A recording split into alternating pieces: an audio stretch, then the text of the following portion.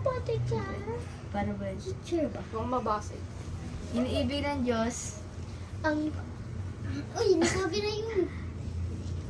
Na, ang may nagbibigay, ang may nagbibigay ng kasiyahan.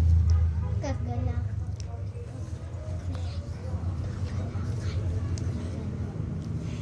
napipilitan ka lang ba? Ano yung experience mo na nagbigay ka? Masaya atin mo. Sino yung binigyan mo? Feel kasi. Kaklase mo? Anong binigay mo sa kanya? Tinapay.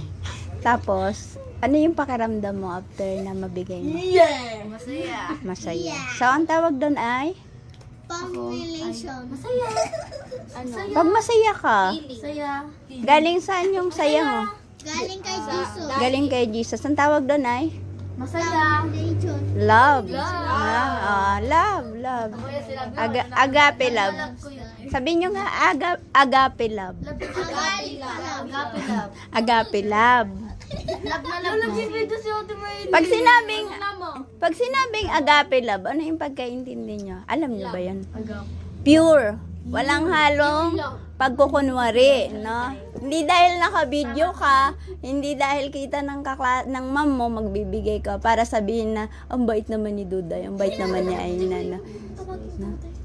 Ano mo tawag sa akin? Siren.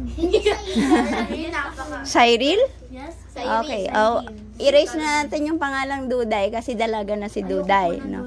Ay. Cyril. Okay. Okay. Siren.